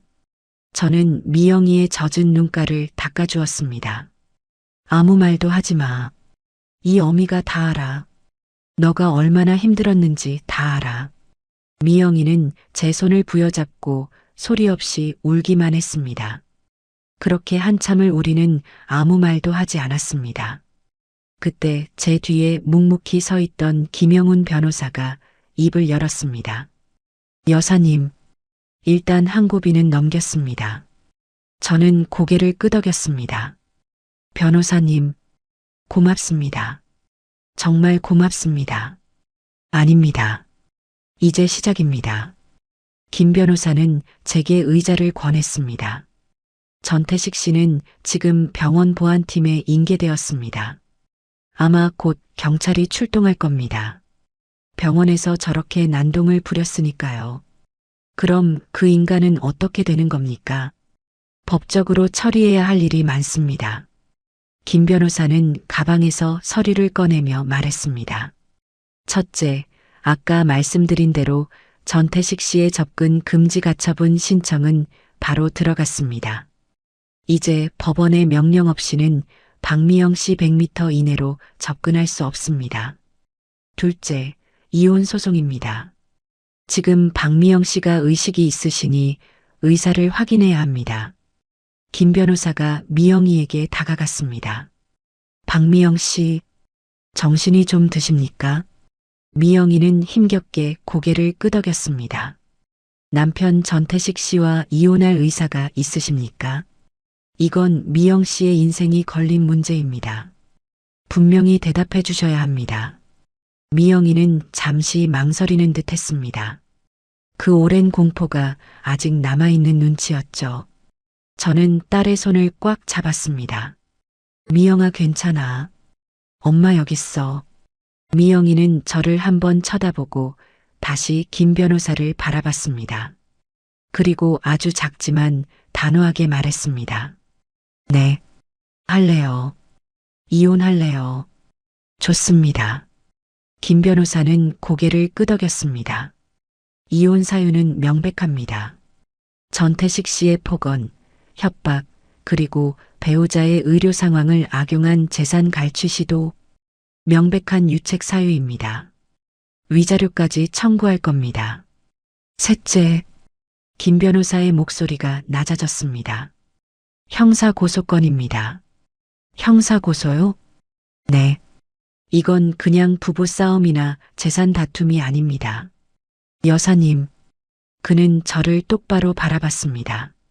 여사님을 강원도 산골로 유인해서 사실상 고립시키고 재산을 내놓으라고 협박했습니다. 이건 명백한 존속 협박이자 강요입니다. 그 힐링센터라는 곳도 문제입니다. 저희가 그곳을 급습했습니다. 네, 지금요? 제가 이리로 오기 전에 저희 법무법인 팀원들과 경찰을 대동해서 그 연수원을 확보했습니다. 김 변호사는 정말 보통 사람이 아니었습니다. 그 센터장과 박 실장이라는 여자, 다 잡았습니다. 그들은 처음에는 발뺌했습니다. 그냥 시니어 힐링 프로그램을 운영했을 뿐이라고요. 하지만 저희가 그들의 장부를 압수수색했습니다. 그들은 전태식 씨의 노름 비채권자였습니다. 전태식 씨가 장모 재산을 털어서 빚을 갚겠다고 제안하자 그 사기극에 동참한 겁니다. 그들은 자기들이 살기 위해 모든 것을 자백했습니다. 전태식 씨가 주동자라고요. 우리는 속았다. 전태식이가 장모가 치매기가 있어서 요양 겸 재산 정리 도와주는 거라고 했다. 이렇게요. 기가 막혀서 모든 녹취록과 증거는 확보되었습니다. 여사님, 전태식 씨 이제 빠져나갈 구멍이 없습니다. 감옥 가야 합니다. 저는 그제야 온몸에 힘이 탁 풀리는 기분이었습니다. 그 지옥 같던 3박 4일이 꿈이 아니었구나. 그날부터 저는 미영이의 병실에서 살았습니다. 김 변호사는 법적인 모든 절차를 일사천리로 진행했습니다. 전서방은 현장에서 체포되었습니다. 그는 병원 난동 혐의로 연행되었다가 김 변호사가 제출한 고소장과 증거들로 인해 특수강요, 존속 협박, 사기 미수 등등의 혐의로 구속수사를 받게 되었죠. 그 인간이 구치소로 끌려가고 며칠 뒤였습니다. 김 변호사가 저를 찾아왔습니다. 여사님, 전태식 씨가 변호사를 선임했습니다. 네, 그 빈털터리가 무슨 돈으로? 국선 변호사가 아닙니다. 꽤 비싼 변호사를 썼더군요. 그리고 그 변호사가 우리 측에 합의를 제안해 왔습니다. 합의요? 저는 코웃음을 쳤습니다. 내가 미쳤다고 그 인간하고 합의를 합니까? 물론 그럴 가치도 없습니다. 하지만 그 조건을 들어보십시오. 이혼에 합의하고 모든 형사 고소를 취하해주면 박미영 씨 명의로 된 오피스텔과 차를 포기하겠다고요. 뭐라고요? 그 오피스텔. 미영이 결혼할 때 제가 사준 작은 오피스텔이었습니다. 물론 명의는 미영이 앞으로 해줬죠. 그 차도 제가 사위기 살려준다고 사준 차였고요. 그 인간이 지금 제정신입니까? 원래 다 미영이 건 내 것인데 그걸로 합의를 하자고요? 그렇습니다. 그 인간 지금 자기가 무슨 짓을 했는지 모르는 게 아닙니다. 형량을 줄여보려고 마지막 발악을 하는 거죠. 자기가 가진 모든 걸 포기하는 척하면서 동정심을 유발하고 이혼 합의를 이끌어내서 피해자와 원만히 합의했다는 명분을 만들려는 겁니다. 기가 막혀서 그래서 변호사님 생각은? 당연히 거절했습니다. 김 변호사는 서류를 내밀었습니다. 그 오피스텔, 박미영 씨 명의가 맞습니다. 당장 그 인간의 짐을 빼고 문을 잠갔습니다. 전태식 씨는 이제 돌아갈 집이 없습니다. 그리고 그 차, 그것도 저희가 회수했습니다. 여사님께서 사주신 차지만 법적으로는 전태식 씨 소유로 되어 있더군요. 하지만 문제 없습니다. 그 차 이미 다른 채권자들이 압류를 걸어놨습니다. 노름비 때문에요. 어차피 전태식 씨 손에 들어가지 못합니다. 그럼 그 인간은 정말, 네, 빈손입니다. 구치소에서 나오더라도 갈 곳도 탈 것도 아무것도 없는 알거지가 된 겁니다. 저는 그 소식을 듣고도 마음이 기쁘지 않았습니다. 그저 지독한 악몽이 드디어 끝나간다는 안도감뿐이었죠. 그렇게 전 서방은 제 인생에서 완벽하게 지워지는 듯 했습니다. 그 인간의 마지막 숨통을 끄는 것은 제가 아니었어요. 한 달쯤 지났을까요? 미영이는 신탁 자금으로 안정적인 투석을 받으며 조금씩 기력을 회복하고 있었습니다. 그날 김 변호사가 아주 흥미로운 소식을 가지고 왔습니다. 여사님, 전태식 씨 재판 날짜가 잡혔습니다. 그런데 그 인간이 아주 웃기는 상황에 처했습니다. 무슨 일입니까? 기억하십니까? 그 힐링센터 센터장과 박 실장, 그 공범들 말입니까? 네, 그들이 풀려났습니다. 네, 풀려나다니요. 그 나쁜 놈들이, 물론 집행유예입니다. 그들은 전태식 씨의 범행을 도운 공범이지만 동시에 전태식 씨에게 돈을 뜯긴 채권자이기도 했죠. 그들은 전태식이 우리 돈을 갚지 않으려고 이런 일을 꾸몄다. 우리도 피해자다라고 주장을 했습니다.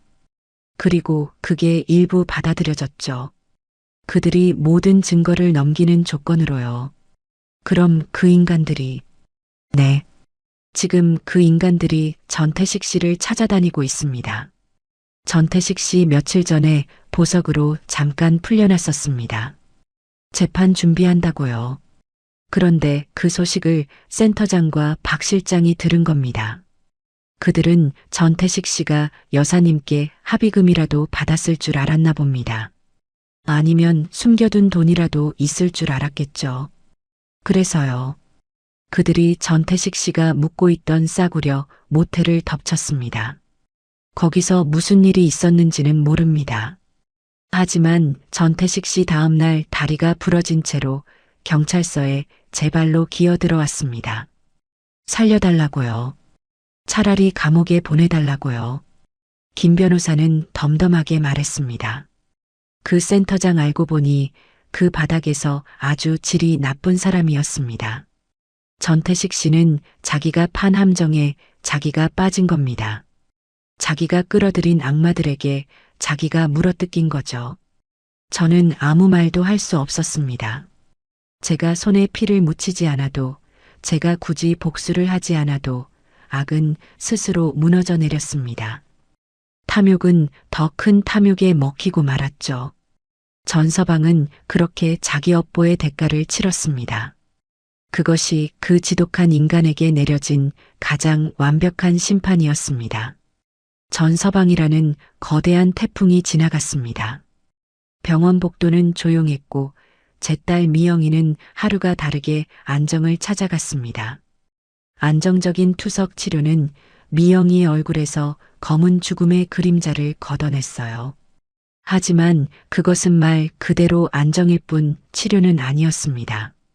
그날 미영이의 주치의가 저를 면담실로 불렀습니다. 나이가 지긋한 최 교수라는 분이었죠.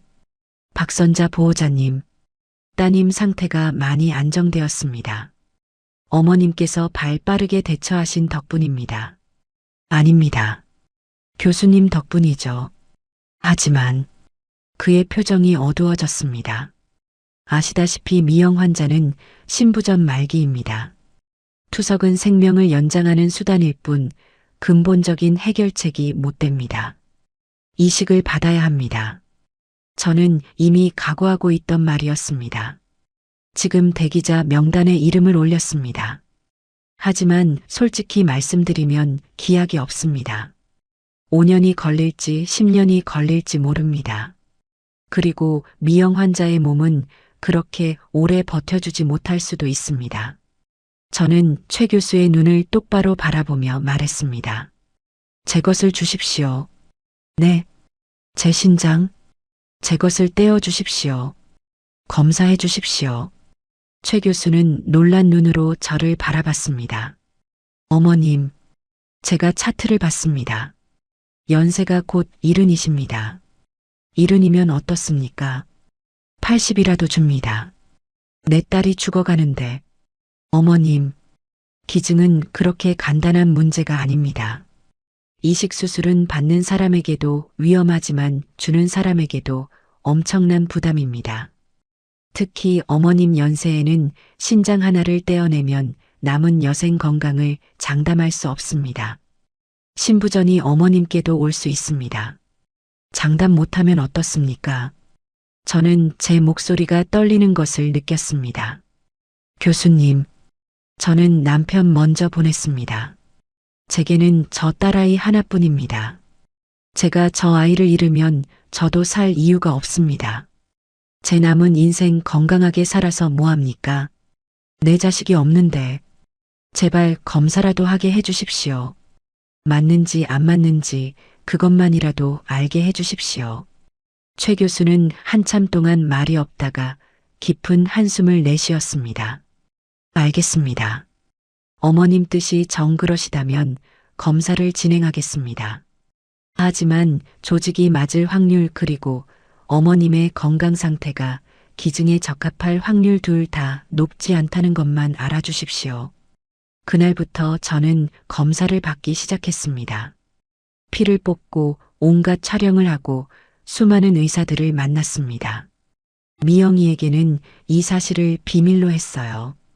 그 가냘픈 아이에게 또 다른 마음의 짐을 지게 하고 싶지 않았습니다. 하지만 비밀은 오래가지 못했습니다. 미영이가 다른 병동에서 검사를 받고 돌아오는 저를 본 겁니다. 엄마, 병실로 돌아온 저를 미영이가 불렀습니다. 그 아이의 눈이 퉁퉁 부어 있었어요. 엄마 지금 무슨 짓 하는 거야? 무슨 짓이라니? 나 다 들었어. 간호사 선생님이 하는 말 들었어. 엄마 나한테 신장 주려고 검사 받는다고. 미영아, 안 돼.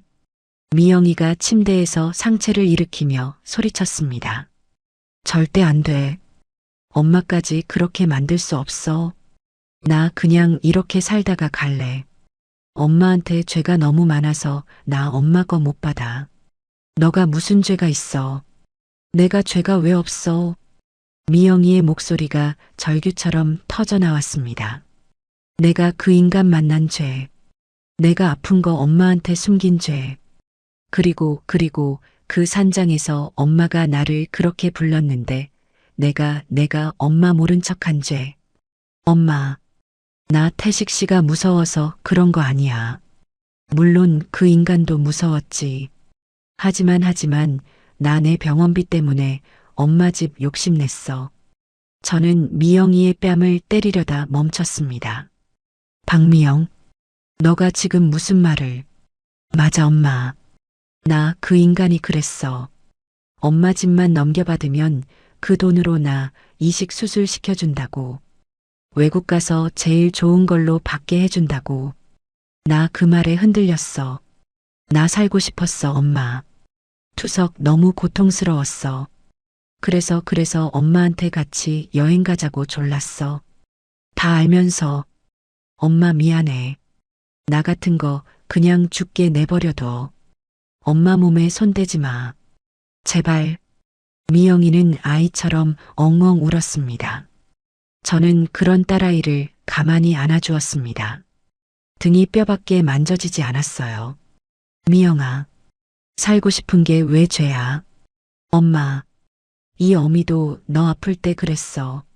너 뱃속에 있을 때 입덧하도 심해서 너 그냥 없어졌으면 좋겠다. 그런 못된 생각도 했어. 사람은 누구나 자기가 아프면 이기적이 되는 거야.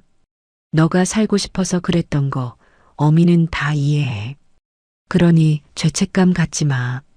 하지만 그리고 박미영, 똑똑히 들어. 저는 딸의 어깨를 잡고 똑바로 보게 했습니다. 이 신장 너 좋으라고 주는 거 아니야. 나 좋으라고 주는 거야. 이 어미 너 없으면 못 살아. 내가 살려고 너 살리는 거야. 그러니까 너는 그냥 받아. 이건 엄마의 이기심이야. 알겠어? 미영이는 제 말에 더 크게 울음을 터뜨렸습니다. 며칠 뒤 최종 검사 결과가 나왔습니다. 최 교수가 저와 미영이를 함께 불렀습니다. 그의 표정은 알 수 없었어요. 결과가 나왔습니다. 제 심장이 발끝까지 떨어지는 것 같았습니다. 정말 기적 같습니다. 조직 적합성 검사 결과 두 분은 거의 완벽하게 일치합니다. 그리고 어머님, 연세에 비해 신장 기능이 너무나 건강하십니다. 이 정도면 기증에 아무 무리가 없습니다. 하늘이 도왔습니다. 저와 미영이는 서로를 부둥켜 안고 울었습니다. 그것은 슬픔의 눈물이 아니었어요. 희망의 눈물이었죠. 수술 날짜가 잡혔습니다. 수술실로 들어가는 날 아침 저는 미영이의 침대 옆에 나란히 누웠습니다. 우리는 같은 수술복을 입고 있었죠. 간호사들이 우리 침대를 밀기 시작했습니다. 수술실로 향하는 긴 복도, 천장의 형광등이 빠르게 스쳐 지나갔습니다. 저는 미영이에게 손을 뻗어 그 아이의 손을 잡았습니다. 미영아. 응, 엄마. 무서워? 아니, 엄마도 같이 가잖아. 그래. 엄마가 너한테 세상에서 제일 좋은 선물 가지고 갈게. 수술실 문이 열리고 차가운 공기가 밀려왔습니다. 마취 가스가 제 코로 들어왔습니다. 미영아, 아가, 눈 뜨면 다 새 세상이야. 밥 맛있게 먹자. 그 말을 마지막으로 저는 깊은 잠에 빠졌습니다. 얼마나 시간이 흘렀을까요? 지독한 통증과 함께 저는 눈을 떴습니다. 회복실이었어요. 어머님 정신 드세요? 미영이는요? 따님도 수술 잘 끝났습니다. 지금 회복 중이세요. 저는 안도의 한숨을 내쉬었습니다. 배가 찢어질 듯 아팠지만 그 통증마저 감사했습니다. 수술은 성공적이었습니다. 제 몸의 일부가 제 딸아이의 몸속에서 다시 뛰기 시작했습니다. 며칠 뒤 미영이와 저는 같은 병실로 옮겨졌습니다. 미영이의 얼굴이 달라져 있었어요. 늘 창백하고 검푸르던 그 얼굴에 맑은 혈색이 돌기 시작했습니다. 엄마 고마워. 됐다 마. 나 이제 정말 잘 살 거야. 엄마가 준 두 번째 목숨이잖아. 정말 고마워. 저는 딸아이의 손을 잡았습니다. 제 배에는 긴 흉터가 남았고 제 딸의 배에도 같은 흉터가 남았습니다. 그것은 상처가 아니었어요. 우리 모녀를 다시 하나로 이어준 끈이었습니다. 저는 제 모든 것을 잃었지만 제 딸의 생명을 다시 얻었습니다. 병원에서의 길고 지루한 회복 기간이 끝났습니다. 저와 미영이는 드디어 퇴원 허락을 받았죠. 병원 문을 나서는데 가을 햇살이 눈부시게 쏟아졌어요. 그 지옥 같던 여름을 보낸 것이 마치 딴 세상 일처럼 아득하게 느껴졌어요. 병원 앞에는 김영훈 변호사가 차를 가지고 기다리고 있었습니다.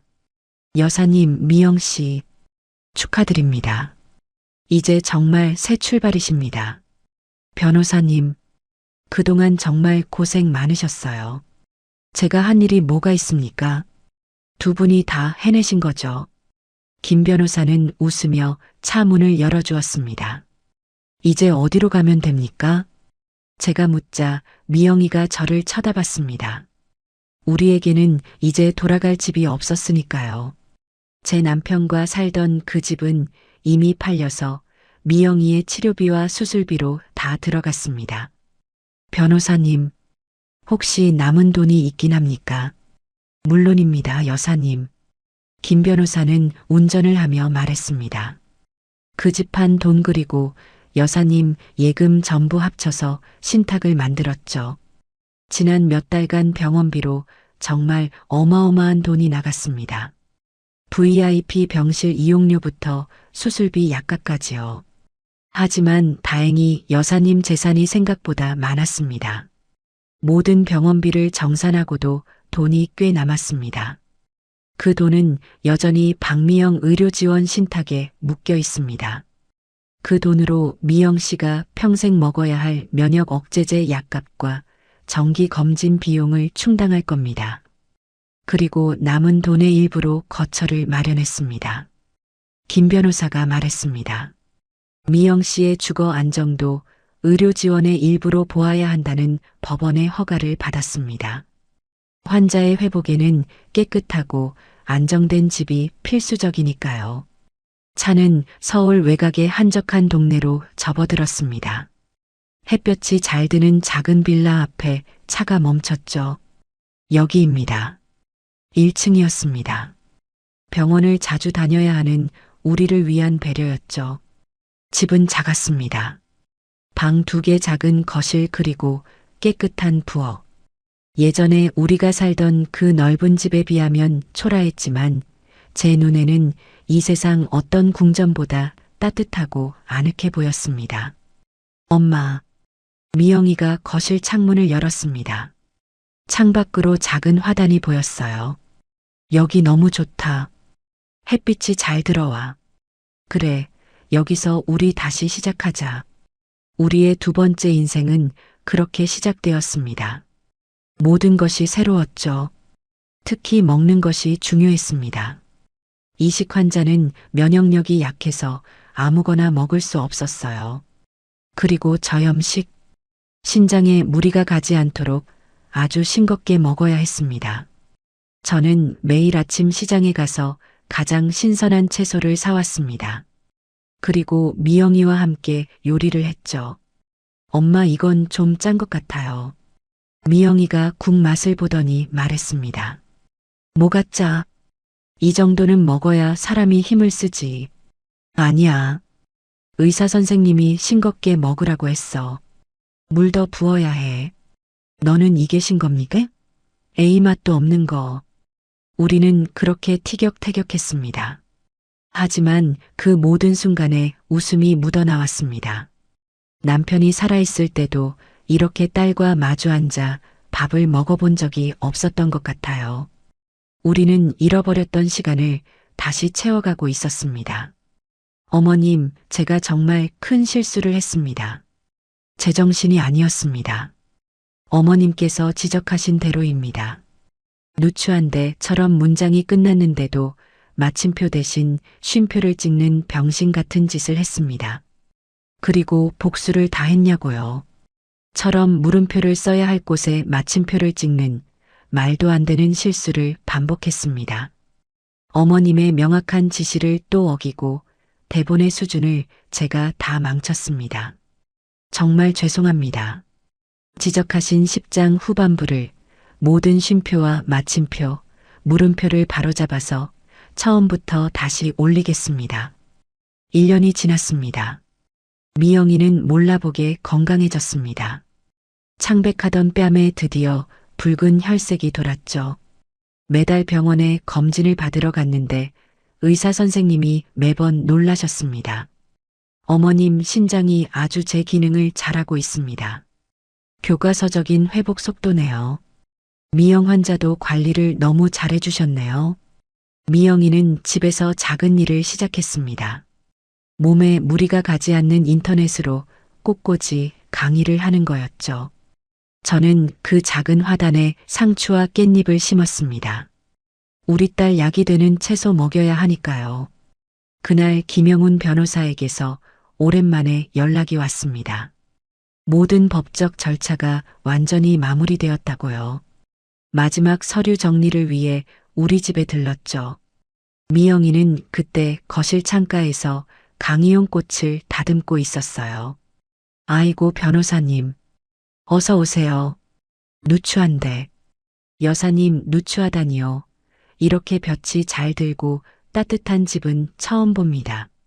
김 변호사는 꽃향기를 맡으며 미영이를 보고 환하게 웃었습니다. 미영 씨, 얼굴이 정말 좋아지셨습니다. 제가 알던 그 환자가 맞나 싶네요. 다 변호사님 덕분이에요. 미영이가 수줍게 인사했죠. 그 모습을 보니 제 가슴이 또 뭉클했습니다. 저는 제가 직접 키운 상추로 쌈밥을 차렸습니다. 변호사님 맛은 없어도 많이 드세요. 다 약입니다. 저염식이라 입에 안 맞으실 텐데. 감사합니다, 여사님. 이게 얼마 만에 먹어보는 집밥인지 모르겠습니다. 매일 사무실에서 시켜 먹는 밥과는 비교가 안 되네요. 이 상추 정말 답니다. 김 변호사는 정말 복스럽게 쌈을 싸서 먹었습니다. 그렇게 화기애애하게 식사를 마치고 제가 내온 식혜를 마시던 김 변호사가 서류를 꺼냈습니다. 여사님, 그리고 미영 씨, 이제 정말 다 끝났습니다. 오늘 이 서류에 마지막 서명을 하시면 두 분은 법적으로 완벽하게 자유로워지십니다. 그는 잠시 망설이더군요. 제가 먼저 물었습니다. 변호사님, 그 인간 전태식 씨 말입니다. 재판 어떻게 되었습니까? 김 변호사는 찻잔을 내려놓았습니다. 안 그래도 그 말씀을 드리려고 했습니다. 미영이의 표정이 살짝 굳었습니다. 꽃을 만지던 손을 멈추고 찻잔만 내려다봤죠. 아니요. 듣고 싶지도 않습니다. 그래도 들으셔야 합니다, 미영 씨. 김 변호사가 덤덤히 말했습니다. 재판이 끝났습니다. 그 인간 전태식 씨 10년형을 받았습니다. 10년. 생각보다 긴 형량에 저도 미영이도 놀랐습니다. 김 변호사가 말을 이었습니다. 사기 존속 협박 특수 강요 모든 혐의가 대부분 인정되었습니다. 판사가 죄질이 아주 나쁘다고 하더군요. 특히 아픈 아내를 미끼로 삼고 연로한 장모를 속여 산속에 고립시킨 점 그리고 전혀 반성하지 않는 태도. 이 모든 게 괘씸죄까지 붙었습니다. 아마 한동안 세상빛 보기 힘들 겁니다. 제가 물었습니다. 그럼 그 공범들은요? 그 센터장이랑 그 센터장과 박 실장, 그 공범들도 징역 3년씩 받았습니다. 3년이요? 네. 그들은 전태식 씨에게 속았다고 주장했지만 그 연수원에서 발견된 장부와 그들의 과거 행적들이 그들의 주장이 거짓임을 증명했죠. 사기 공범으로 똑같이 처벌받았습니다. 그들 재산도 다 압류되었고요. 그리고 여사님, 전태식 씨 감옥에서 나와도 끝이 아닙니다. 김 변호사의 목소리가 더 낮아졌습니다. 그 인간 감옥 간다는 소식 듣고 그 노름 비채권자들이 전부 들고 일어났습니다. 그 인간이 여사님께 합의금이라도 받아낼 줄 알고 기다렸나 봅니다. 그 채권자들이 전태식 씨 명의로 된 모든 것에 민사소송을 걸었습니다. 그 액수가 어마어마합니다. 평생 빚만 갚다가 생을 마감하게 될 겁니다.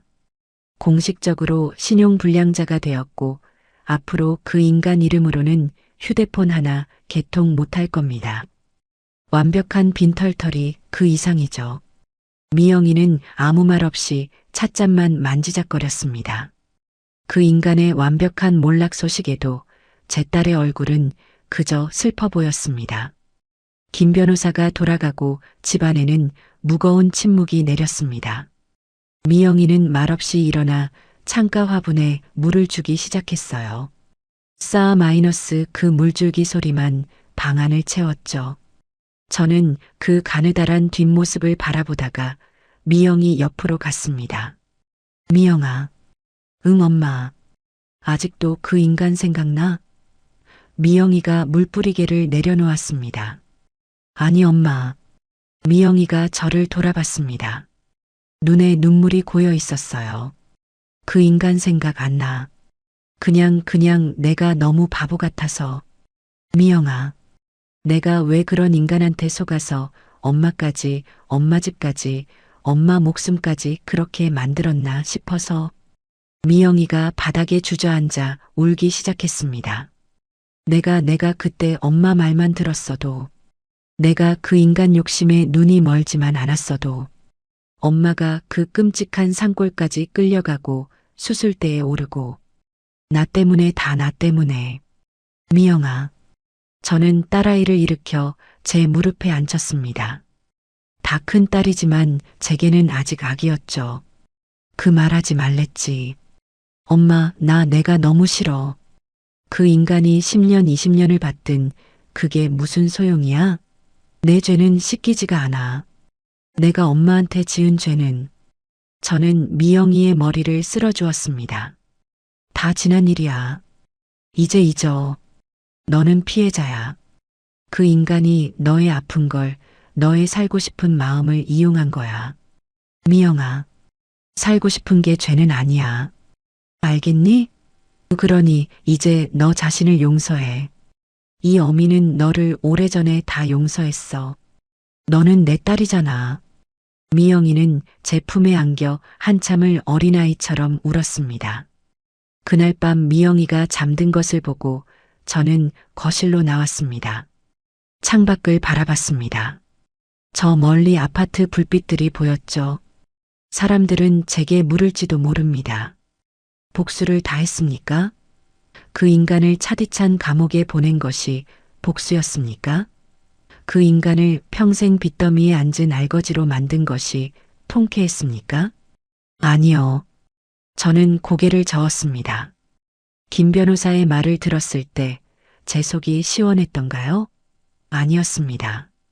그저 또 하나의 무거운 짐이 지긋지긋한 악연이 드디어 내려진 기분이었습니다. 제게 복수는 그런 것이 아니었어요. 복수가 만약 그 인간을 파멸시키는 것이었다면 저는 지금 행복하지 않아야 합니다. 왜냐하면 그 인간을 파멸시키기 위해 저는 제 남편의 목숨줄이었던 집을 잃었고 제 건강의 절반을 잃었으니까요. 복수가 그런 것이었다면 저는 모든 것을 잃은 패배자일 뿐이죠. 제게 복수는 파괴가 아니었습니다. 제게 복수는 회복이었습니다. 그 인간이 제게서 뺏어가려고 했던 가장 소중한 것. 그 인간이 망가뜨리려 했던 제 유일한 희망. 바로 제 딸 미영이의 저 건강 저 웃음이었습니다. 저 웃음을 되찾는 것. 그것이 제 피눈물에 대한 가장 완벽한 복수였습니다. 그 인간이 감옥에서 10년을 살든 100년을 살든 저와는 이제 상관없는 일입니다. 그 인간이 평생 빚을 갚든 길거리에서 굶든 제 알 바가 아닙니다. 중요한 것은 그 인간의 소나기에서 그 절망의 늪에서 제 딸을 되찾아왔다는 사실입니다. 지금 제 딸은 제 심장으로 건강하게 숨을 쉽니다. 오늘 저녁에도 엄마 이 나물 싱거워. 소금 좀 하고 투덜거렸죠. 이놈의 가시나 이게 다 약이다. 하고 등짝을 때리니 아 엄마 왜 때려? 하고 까르르 웃었습니다. 그 웃음소리, 그 투덜거림, 그것이 바로 제 복수가 완성되었다는 증거입니다. 저는 제 모든 것을 잃었지만 제 세상 전부를 제 딸 미영이를 다시 얻었습니다. 그것이면 되었습니다. 저는 가끔 제 배에 남은 긴 흉터를 만져봅니다. 이 흉터는 그 지옥 같던 날들의 마지막 증거죠. 하지만 아프지는 않아요. 오히려 따뜻합니다. 이 흉터가 제 딸 미영이의 배에도 똑같이 있으니까요. 그 인간이 끊어내려 했던 우리 모녀의 인연을 하늘이 이 흉터라는 새로운 탯줄로 더 단단하게 이어준 것만 같습니다. 사람들은 제게 모든 것을 잃었다고 말할지도 모릅니다. 평생을 바친 집을 잃었죠. 제 건강의 절반도 잃었습니다. 맞아요. 저는 많은 것을 잃었습니다. 그 지독한 폭풍은 제 삶의 터전을 송두리째 뽑아갔으니까요. 하지만 저는 그 빈자리에 제 딸아이의 웃음이라는 씨앗을 다시 심었습니다.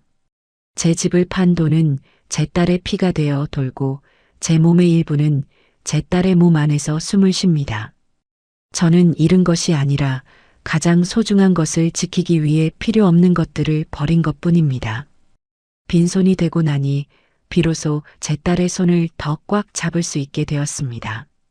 그 인간 전태식 씨는 자기 손에 더 많은 것을 쥐려고 발버둥 쳤죠. 돈, 집, 명예.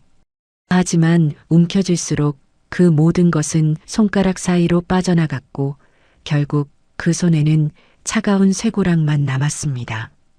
그것이 탐욕의 끝입니다. 저는 이제 그 인간을 원망하지 않습니다.